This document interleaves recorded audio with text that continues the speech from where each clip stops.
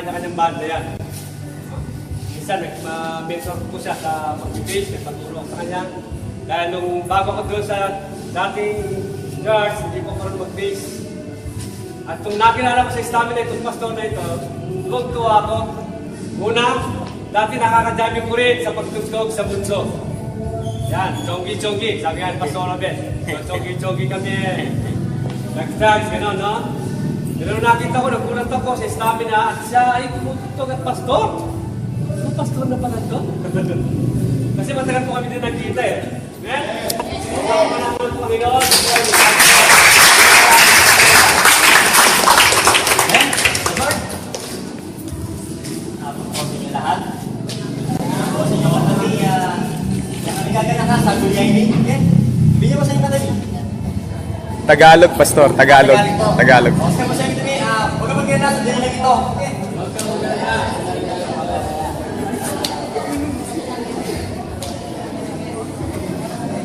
So pagkakalimutan po natin mga sininyong kabataan na nasa Diyos, nasa Panginoon, kahit anong okasyon, hindi mawawala ang Word of God. Kasi ito na ang ating pagkain ngayon. Kasi hindi po nitatanong, doon po sa aming iglesia sa Buena Vista, nakapagbukas din ng gawain doon ng Panginoon sa Tangle, sa palibutan. So pag nag-yuyut kami, fellowship kami, umabot kami ng may 100. So kaya nga, kung ginapag-usapan, so napakadaming problema ng mga youth. Diba, lalo na pagdating sa puso. Yan ang una ang mga youth. So kaya nga, bilang naglilingkod sa Panginoon, so nais ko makibahagi sa inyo. Kasi mo sa iyong katabi, Tagalog, kasi mo sa iyong katabi, lalo kang gumanda.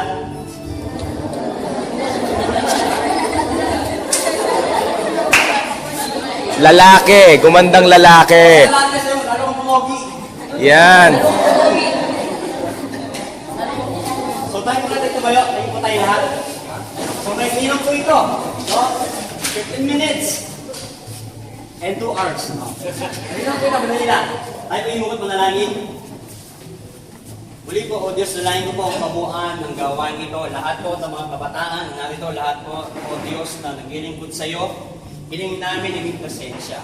Lord, ano man ang mga hadlang, ano man ang matataas na kaisipan, mga maling pangatwiran sa iyong pangalan. Amen. Jesus, hiling po namin, Lord, na kami lahat ay magpasakop, kami lahat ay mabuksan ng aming padinig, paningin sa iyong mga salita, at ay iniwala kami na gagawin ka sa hamong ito. Lord, palibutan mo na iyong kapangyarihan at apat na sulok ng gawain ito.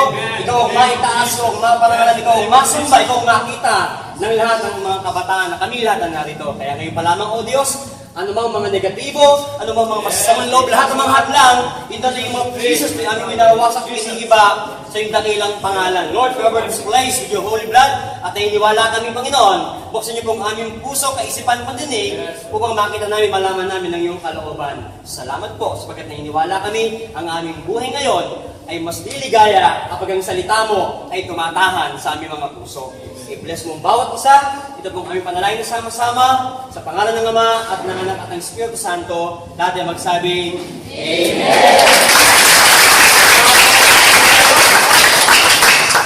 Tang sila para makapag-aral ka.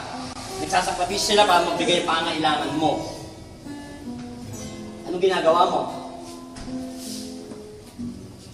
Minsan, lalo ko sila nabibigatan sa mga action mo, sa mga salita mo. Kabataan, gumising ka. Pero salamat, di pa ulan lahat. Sa paglabas mo, pag-uwi mo ngayon, ipakita mo sa mga magulang mo na the best ka. The best ka, kabataan. Kasi walang posible sa Panginoon. Hallelujah.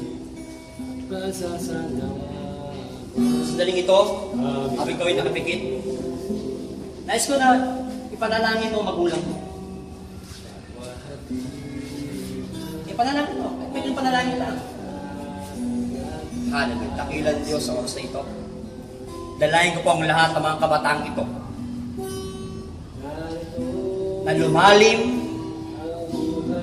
maranasan, maramdaman ang isang buhay na pinagpala. Malapit sa templo, malapit sa kanilang pastol, lalong malapit sa kanilang mga magulang.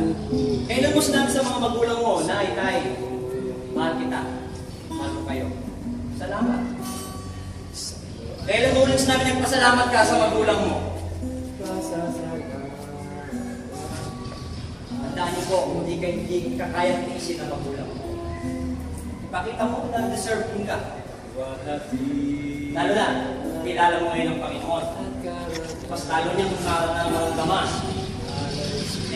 na patulugan niyang mamahalin. Manahin mo ngayon na hindi lamang ang iyong tatay, yung nanay. Kung nag-aaway sila ngayon, pagpulay mo sila. Kung nahihirapan